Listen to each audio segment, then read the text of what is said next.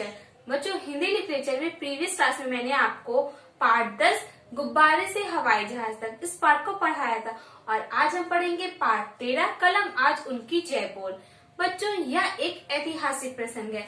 इसमें स्वतंत्रता आंदोलन में जो शहीदों ने भाग लिया था उनमें से एक शहीद के बारे में इस प्रसंग में बताया गया है।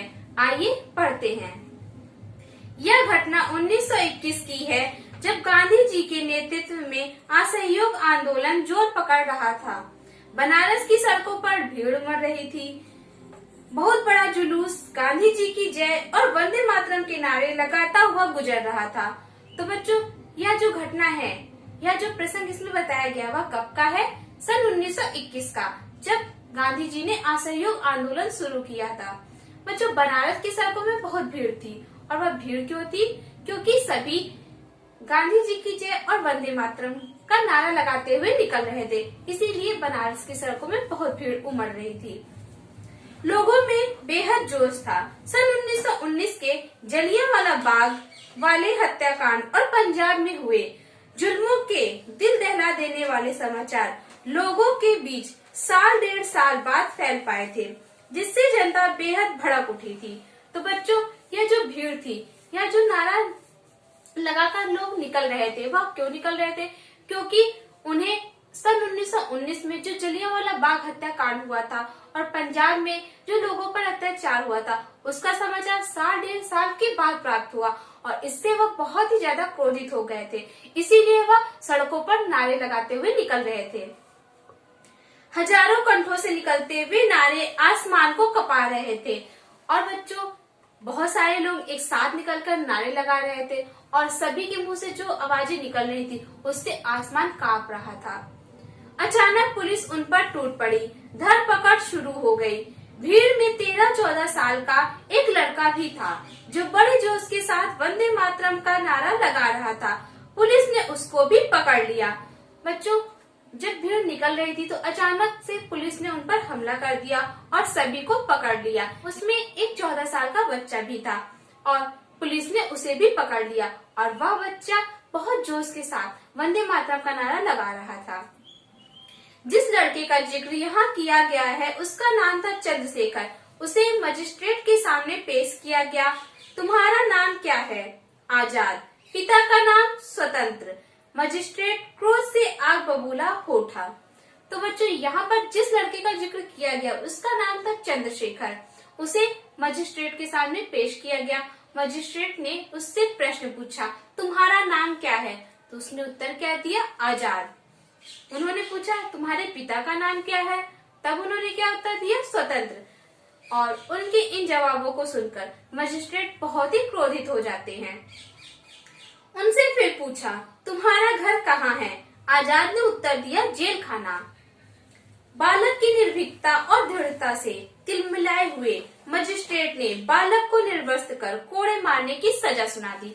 तो बच्चों, मजिस्ट्रेट बहुत ही गुस्सा हो जाते, लेकिन फिर भी वह उनसे एक बार पूछते कि तुम्हारा घर कहाँ है? तब वह क्या उत्तर देते कि जेल खाना। इससे मजिस्ट्रेट और भी ज्यादा गुस्सा हो जाते हैं और वह बच्चे को, उस बालक को निर्वस्त्र कर कोड़े मारने की सजा सुना देते हैं। बच्चों, निर्वस्त्र होकर कोड़े मार यानी बिना कपड़े के उन्हें कोड़े मारने की सजा सुनाते हैं। जेल में उस लड़के को नंगा करके कोड़े लगाए जाने लगे। पहले कोड़े की ही चोट से वह तिलमिला उठा, लेकिन उसी दम चिल्ला उठा, वंदे मातरम। तो बच्चों, जब उसे निर्वस्त्र कर यानी नंगा करके कोड़े मारे जाने लगे, तब वह पहले कोड़े की चोट से बहुत ही ज्यादा चिल्लाए और चिल्लाते हुए वह क्या बोले? वंदे मातरम। कोड़े पर कोड़े पड़ते चले गए।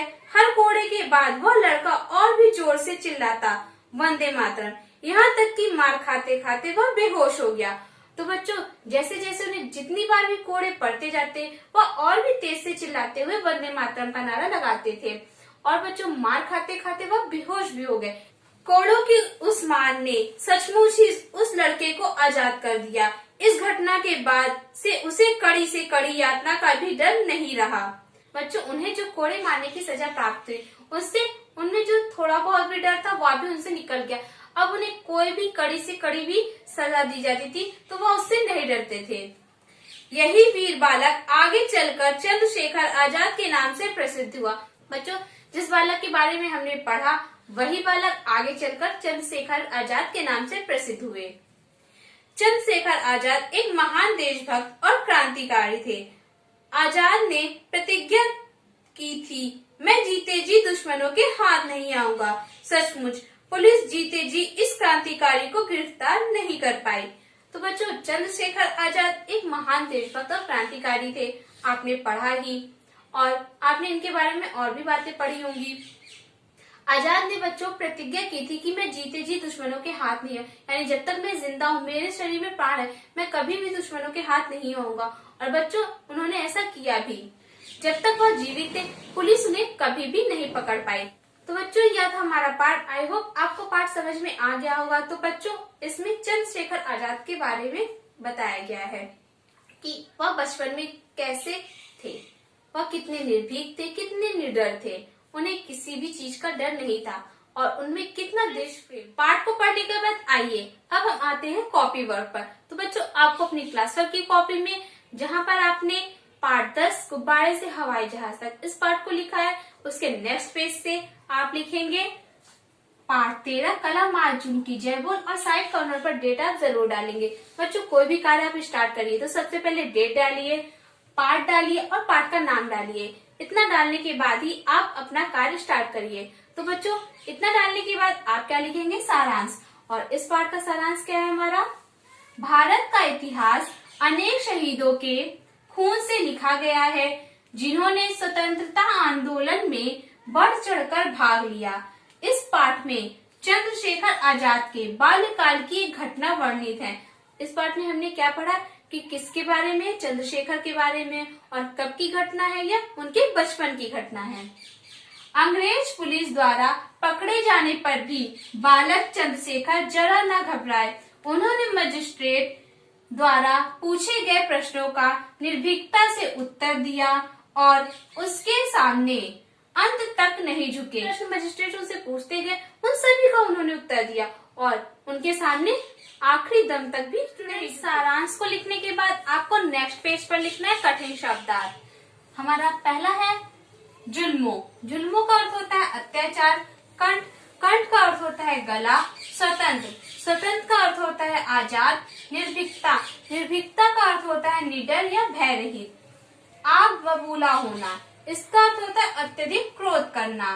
दृढ़ता, दृढ़ता का अर्थ होता है मजबूती। निर्वस्त्र, निर्वस्त्र का अर्थ होता है बिना वस्त्र के। यातना, यातना का अर्थ होता है कष्ट या फिर तकलीफ। दोनों में से हम एक पढ़ सकते हैं। प्रसिद्ध, प्रसिद्ध का अर्थ होता है मशहूर। तो बच्चों, आपको अपनी क्लास वर्क की कॉपी में इन सभी शब्दार्थों को लिखना है और बच्चों आप इन्हें साफ और सुंदर राइटिंग में लिखिएगा।